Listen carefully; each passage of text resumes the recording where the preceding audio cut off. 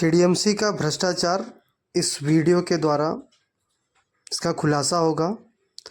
जैसा कि आप वीडियो में देख रहे हैं, ये ओम सीता निवास बिल्डिंग है, कोलशेवाड़ी काटेमनुली दुर्गा माता मंदिर के सामने।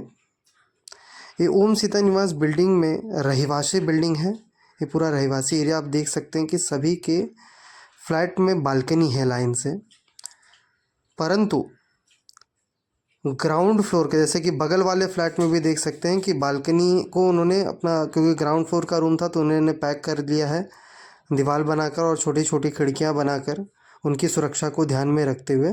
परंतु इसमें अनाधिकृत रूप से विवेक शांगले द्वारा एक गाला बनाया गया है जिसमें अवैध ढंग से राशन सप्लाई हो रहा है, अनाधिकृत गाला। और ये जो है गाला, ये दुर्गा माता मंदिर परिसर में लाल भाल के बगल वाली बिल्डिंग, ये देखिए सामने आप देख रहे हैं दुर्गा माता मंदिर है, ट्रांसफार्मर है, और ठीक उसी के अपोजिट, उसी के सामने ये ओम सीता निवास बिल्डिंग है। ये दुर्गा माता मंदिर का स्ट्रेट रोड है। ये पूरा रहिवासी एरिया था और यहाँ की बिल्डिंगें कई साल पहले बनी थी। यहाँ पे कोई ऐसा शॉप नहीं है। आप देख सकते हैं दुर्गा माता मंदिर से यहाँ तक एक भी आपको कहीं कोई गाला नहीं मिलेगा।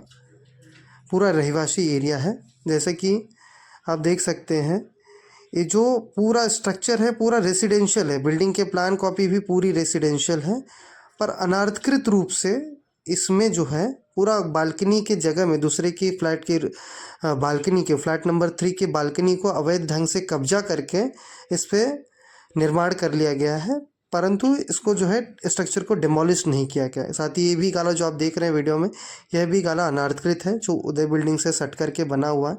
इसे भी डिमोलिश नहीं किया जा रहा है।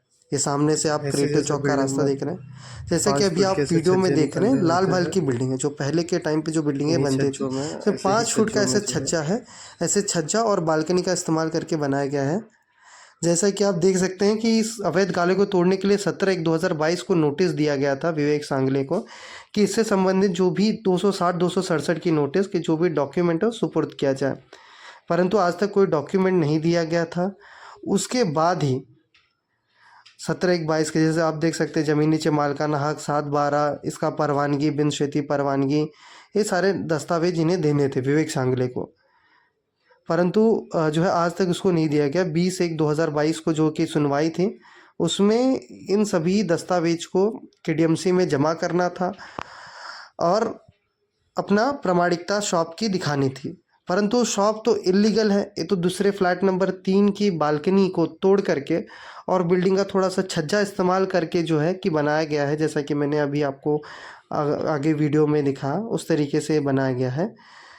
तो क्या डॉक्यूमेंट दस्तावेज यहाँ पे सुपुर्द करते हैं। उसी के बाद वहाँ पे कुछ दस्तावेज नहीं दिया गया, तो 29 मार्च 2022 को केडीएमसी द्वारा विवेक शांगले ओम सीता निवास में फिर से यही सेम 260 और 267(1) की नोटिस दी गई डॉक्यूमेंट को जमा करने के लिए। एक बार पुनः मौका दिया गया कि आप दीजिए डॉक्यूमेंट, परंतु वही अगेन फिर से कोई डॉक्यूमेंट नहीं होने के नाते, क्योंकि बिकॉज ये स्ट्रक्चर पूरी तरीके से इलीगल है तो इसका कोई डॉक्यूमेंट ही नहीं था, तो इसके बाद भी कोई डॉक्यूमेंट नहीं दिया गया।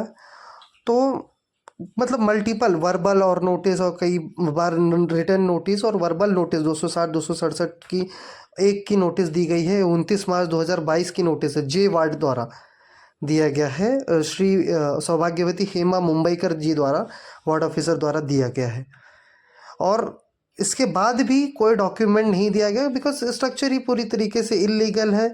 एक गुंडागर्दी के दम पर पे बनाया गया है। जब फ्लैट नंबर 3 के ओनर अपने गांव चले गए थे उस समय उनके स्ट्रक्चर, उनकी बालकनी को तोड़ करके, घुस करके, ट्रेसपासिंग करके जो है ये स्ट्रक्चर को बनाया गया था। तो आप देख सकते हैं फाइनली अंतिम नोटिस 27 जून 2022 को जो है कि दी गई थी, जहाँ पे उन्होंने 30 जून 2022 की सुनावणी भी रखी थी की आपण केलेल्या अनाधिकृत बांधकामाबाबत, कि आपने जो किया है बांधकाम वो पूरी तरीके से इलीगल है। तो अंतिम नोटिस भी दी गई थी 27/6/2022 को सौभाग्यवती हेमा मुंबईकर द्वारा सहायक आयुक्त 4J ward KDMC Kalyan Dombivli महानगर पालिका द्वारा अंतिम नोटिस देने के बाद भी कोई डॉक्यूमेंट सुपुर्द नहीं किया गया और ना कुछ, क्योंकि कोई डॉक्यूमेंट अगेन फिर से कुछ था नहीं। तो ये पूरे तरीके से बार बार सिर्फ नोटिस दिया गया और विवेक शांगले को समय मिलता रहा, परंतु कोई उसने डॉक्यूमेंट नहीं दिया। तो अंत में जो है कि 22/8/2022 को इसे अनाधिकृत घोषित करके सौभाग्यवती हेमा मुंबईकर जी ने इसे तोड़ने के लिए उनको 24 घंटे का समय दिया और इस अनाधिकृत जो है उसको हटाने के लिए कहा। अगर वो नहीं हटाते हैं, ऐसा नहीं करते हैं 22/8/2022 के नोटिस के हिसाब से, तो स्ट्रक्चर को डेमोलिश किया जाएगा 4J वार्ड KDMC द्वारा। और इसकी जो भी भरपाई है वो KDMC लेगी विवेक सांगले से। परंतु 22/8/2022 की नोटिस को भी ध्यान थोड़ा सा भी नहीं दिया गया और स्ट्रक्चर वैसे का वैसे खड़ा ही था। तो क्योंकि स्ट्रक्चर में इलीगल तौर पे, जैसे कि मैंने बताया, इसमें राशन का शॉप चल रहा है गवर्नमेंट का, वो भी अनाधिकृत तरीके से, जो है मनमानी ढंग से। तो 22/8/2022 की नोटिस को भी विवेक सांगले द्वारा ध्यान नहीं दिया गया और स्ट्रक्चर को जो है कि वैसे ही कायम रखा गया। तो उसके बाद में आगे 4J वार्ड के वार्ड ऑफिसर द्वारा यहाँ पे निष्कासित की कार्रवाई की जा रही थी, परंतु उस समय राशन का दुकान था, तो राशन का सामान होने के नाते उन्होंने, वार्ड ऑफिसर ने, सहायक आयुक्त 4J KDMC ने सीधा वाटप अधिकारी कल्याण पश्चिम मुरबाड रोड पे भी पत्र दिया कि जो आपका जो दुकान है जहाँ पे आपका सप्लाई हो रहा है उसको रद्द किया जाए, इसका शॉप का लाइसेंस रद्द किया जाए और यहाँ पे कोई भी सप्लाई नहीं किया जाए। परंतु भ्रष्ट राशनिंग अधिकारी जो पूरी तरीके से भ्रष्ट है, जिनका कि काला धंधा होता है, राशन ब्लैक में बेचो, पैसे मुझे दो, इस तरीके के जो भ्रष्ट कार्य हैं वो हो रहे थे लगातार। इसके वजह से लेटर रिसिव्ड, आप देखेंगे टिपिक टंक लेखक है, रिसिव्ड लेटर है राशनिंग विभाग द्वारा, परंतु उनके द्वारा आज तक कोई राशन सप्लाई बंद नहीं किया गया और ये राशन सप्लाई उनके द्वारा चालू ही था।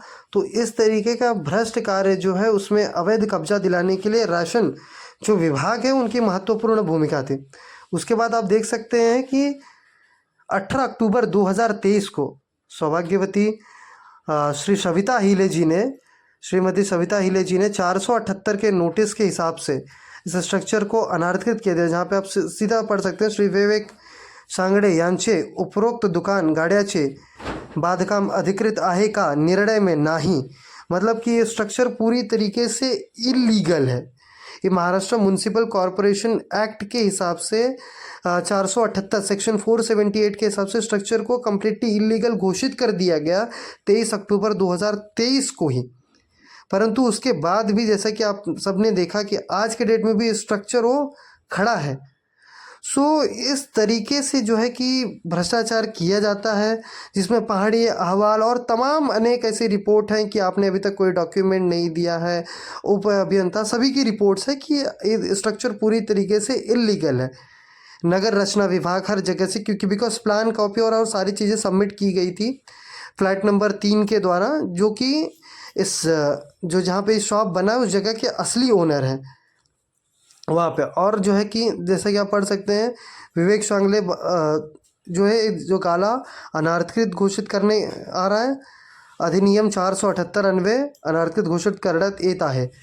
तो स्ट्रक्चर पूरे, और 7 दिन का उनको टाइम दिया गया था कि खुद से हटाओ, बट 7 दिन के अंदर नहीं हटाया गया। तो जो है कि महाराष्ट्र महानगर पालिका अधिनियम तदनुसार कायदेशीर कार्रवाई घेण्यात येईल। तो कायदेशीर कार्रवाई होगी, लेकिन जो स्ट्रक्चर को डेमोलिश करने के नाम पे से भ्रष्ट अधिकारी, जैसा कि जो विवेक सांगले ने कहा था कि हमने 5 लाख रुपए दिया स्ट्रक्चर के सुरक्षा के लिए और ऊपर तक दिया गया है। जैसे कि आप पढ़ सकते हैं 2 नवंबर 2023 का लेटर है, उन्हीं के 4J वार्ड ऑफिसर सविता हिले द्वारा उनके माननीय उपायुक्त को दिया गया है, सामान्य प्रशासनिक विभाग को, कि स्ट्रक्चर जो है पूरी तरीके से इलीगल है और इस स्ट्रक्चर को हटाने के लिए असूल वापर चालू हुआ है और इसको पुलिस बंदोबस्त उपलब्ध झाल्यास सदर अनाधिकृत बांधकाम निष्कासनाची कारवाई करण्याची तजवीज ठेवण्यात आलेली आहे, कि जैसे ही पुलिस प्रोटेक्शन मिल जाएगा और इस स्ट्रक्चर को तुरंत ही डेमोलिश कर दिया जाएगा।